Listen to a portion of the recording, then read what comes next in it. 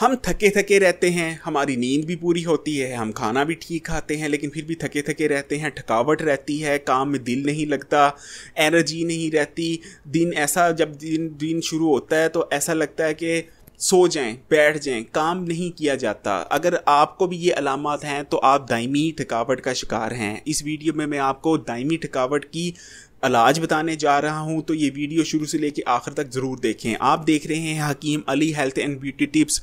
तो दोस्तों आइए शुरू करते हैं। इससे पहले मैं आपको ये बताता चलूँ, उन लोगों का शुक्रिया अदा करूँगा जिन्होंने हमारा चैनल सब्सक्राइब किया है, और उन लोगों से रिक्वेस्ट करूँगा जिन्होंने अभी तक ये चैनल सब्सक्राइब नहीं किया। और दोस्तों इस चैनल की वीडियो अपने दोस्तों और रिश्तेदारों, फैमिली, फ्रेंड से लाजमी शेयर कीजिए करें, क्योंकि इसमें हम देते हैं मुख्तलिफ बीमारियों का घरेलू इलाज जो जेब पे बिल्कुल सस्ता होता है और बिल्कुल 100% वर्किंग होता है। तो हो सकता है कि आपकी वीडियो शेयर करने से किसी और का भी भला हो जाए, तो वीडियो शेयर करना ना भूलिएगा। आज के टॉपिक की तरफ चलते हैं। दोस्तों आज का टॉपिक है थकावट। ऐसी थकावट जो नींद पूरी करने के बावजूद होती है। दोस्तों पहली चीज़ तो आप चेक कर लीजिए कि आप ये दो काम तो नहीं कर रहे। अगर ये दो काम आप कर रहे हैं और फिर थकावट होती है तो वो दायमी थकावट नहीं होगी। पहला काम है नींद की कमी। दोस्तों अगर आप 7 से 8 घंटे नहीं सो रहे तो ये आप थकावट की वजह आपकी नींद की कमी है। और अगर आप नींद पूरी ले रहे हैं तो दूसरी वजह हो सकती है ग़िज़ाई। दोस्तों देख लीजिए कि आपकी ग़िज़ा क्या प्रॉपर है। दोपहर नाश्ते से लेकर रात के खाने तक वो तमाम उसमें ग़िज़ाइयत और वो अशिया मौजूद है, सब्ज़ी, गोश्त, अंडे, जो आपकी खुराक में होने चाहिए। दोस्तों अगर आपकी नींद भी पूरी होती है, आप 7 से 8 घंटे सोते हैं और आपका खाना भी ठीक है, उसके बाद भी आप थके थके रहते हैं, एनर्जी नहीं रहती, काम में दिल नहीं लगता, तो आपको दायमी थकावट है। तो इस वीडियो में मैं आपको एक ऐसी रेमेडी देने जा रहा हूँ दायमी थकावट की, जो ऐसी रेमेडी है जो भी वो इस्तेमाल कर लेगा, आपको दायमी थकावट है या नहीं है, आपको अगर ये रेमेडी दिन इससे शुरू करेंगे तो मैं आपको ये गारंटी देता हूँ कि आप में ऐसी पूरा दिन एनर्जी रहेगी कि पूरी दुनिया थक जाएगी। आप जितना मर्जी काम कर लें, जो मर्जी कर लें, आप थकेंगे नहीं, ये मेरी गारंटी है। तो दोस्तों इसकी मैं रेमेडी मुझे मिली कहाँ से, उसकी छोटी सी कहानी है, वो कहानी सुन लीजिए। कहानी ऐसी है कि मैं लाहौर से उकाड़ा जा रहा था। मेरे साथ एक बुज़ुर्ग हकीम साहब थे, अल्लाह उनको जन्नत नसीब करे। अब वो फौत हो चुके हैं, लेकिन ये उस वक्त की बात है जब वो उस वक्त बूढ़े थे, बेचारे ज़ईफ़ थे, इतने जवान नहीं थे। तो हम जा रहे थे, हमारी गाड़ी ख़राब हो गई। अब दोस्तों मैं गाड़ी से उतरा और मैं देखूँ कि कोई मिले, नौजवान मिले, लड़के जो हमारी गाड़ी को पुश कर सकें और मैं उसको स्टार्ट कर सकूं। ठीक है, तो दोस्तों मैं गाड़ी में बैठा हूँ, वापस बैठ गया हूँ, मुझे कोई बंदा नज़र नहीं आया। तो मुझे वो हकीम साहब कहते हैं कि आप गाड़ी को संभालो, मैं धिक्का लगाता हूँ, आप स्टीयरिंग संभालो। मैंने कहा हकीम साहब इस उम्र में ये धिक्का लगाना, इतनी मशक्क़त का काम आपसे नहीं होगा, ये जवान आदमी के लिए बहुत मुश्किल है अकेला गाड़ी को पुश करना। तो आप इस उम्र में क्या, ये ना हो कि आप की कमर को कुछ हो जाए, आपके किसी हड्डी वगैरह को कुछ हो जाए, आपको मोच वगैरह आ जाए। तो वो कहते हैं कि तुम बस स्टीयरिंग संभालो और देखो। वो उतरे हैं और उन्होंने गाड़ी को पुश करना शुरू किया। मैं ये देख के हैरान हो रहा हूँ कि गाड़ी वाकई में आगे जा रही है।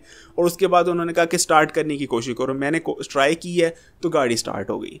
अब वो जब वापस आके बैठे हैं, मैं उनके चेहरे की तरफ देखूं, कभी आगे की तरफ देखूं, फिर चेहरे की तरफ देखूं। मैंने फिर अबिल आखिर मुझसे रहा नहीं गया और मैंने पूछ लिया कि हकीम साहब मैं आपसे जवान हूँ, मैं ये गाड़ी को बड़े बामुश्किल धक्का लगा पाता, आपने इस उम्र में ये कैसे लगा लिया, क्या करते हैं आप, क्या खाते हैं आप?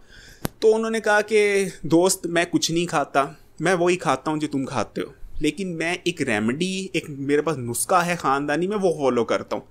ये नुस्खा जब का मैंने फॉलो करने लगा, मुझे किसी किस्म की कोई कमज़ोरी नहीं हुई, चाहे वो दिमागी हो, चाहे वो जिस्मानी हो, चाहे वो किसी और किस्म की हो। ठीक है, मुझे किसी किस्म की कमज़ोरी नहीं हुई उस रेमेडी को इस्तेमाल करने के बाद। मैंने बहुत तजस्सुस में पड़ गया। मैंने कहा हकीम साहब वो मुझे भी दे दीजिए। मुझे गुमान था शायद वो बड़ी कॉम्प्लिकेटेड सी कोई दवाई होगी, बड़ा कॉम्प्लिकेटेड से कोई नुस्खा होगा। उन्होंने कहा, जब नुस्खा बताया तो मैं हैरान रह गया कि इतना सादा नुस्खा और इतना असरदार। तो नुस्खा मैं आपके साथ भी शेयर करता चलूँ। नुस्खा बहुत ईजी था।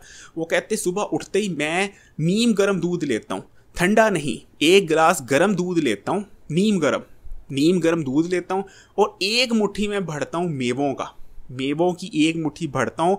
मेवे लेता हूँ बड़े, एक होता है छोटा मेवा, एक होता है बड़ा मेवा। बड़े मेवों की मुट्ठी बढ़ता हूँ और नीम गर्म दूध के साथ वो खाता हूँ, साथ साथ दूध पीता हूँ, साथ साथ मेवे खाता हूँ। बस दिन मेरा इससे ऐसे शुरू होता हूँ। ये खाने के 15 मिनट या आधे घंटे बाद मैं नाश्ता करता हूँ। तो मजाल है कि मैं पूरा दिन थक जाऊँ, मैं जो मर्ज़ी कर लूँ, जितना मर्ज़ी मशक्क़त कर लूँ, मेरी एनर्जी कभी डाउन नहीं गई। मेरी ब्रेन पावर भी बड़ी इंक्रीज़ हुई है, यानी उनकी ज़हन भी चुस्त दुरुस्त रहता है, और जिस्मानी ताकत का पूछे ना। तो दोस्तों ये थी दायमी थकावट की भी रेमेडी। दायमी थकावट दूर होगी, लेकिन अगर आप वैसे भी एनर्जेटिक रहना चाहते हैं पूरा दिन, तो ये आम बंदे भी फॉलो करें। बच्चे कर सकते हैं, औरतें कर सकती हैं, बड़े, कोई भी ये रेमेडी फॉलो कर सकता है। मेवे उतने कम ले लीजिए, अगर उम्र कम है तो मेवे थोड़ा कम ले लीजिए। अगर आप नौजवान है, जवान है या बड़े हैं तो एक मुट्ठी मेवा कुछ नहीं कहेगा। दूध, लेकिन दोस्तों एक शर्त है कि दूध नीम गर्म होना चाहिए। ठंडे दूध के साथ इसकी कोई असर नहीं है। नीम गर्म दूध के साथ एक मुट्ठी बड़े मेवे, छोटा मेवा नहीं लेना, बड़ा मेवा लेना है। फिर देखिए दायमी थकावट दूर, पूरा दिन एनर्जेटिक लेंगे, शक्ति रहेगी, इतनी ताकत रहेगी, हर काम चुस्ती दुरुस्ती से होगा। इसके साथ ही इस वीडियो से ज़्यादा चाहूँगा और फिर कहूँगा, रिक्वेस्ट करूँगा कि हमारी वीडियो शेयर ज़रूर किया करें, क्योंकि हो सकता है कि हमारी बताई हुई रेमेडी से किसी को हॉस्पिटल या डॉक्टर पे पास जाना ना पड़े, क्योंकि दोस्तों आजकल मियारी इलाज रहा नहीं। घर में कर लिया जाए वो बेहतर है। इसके साथ ही इजाज़त चाहूँगा।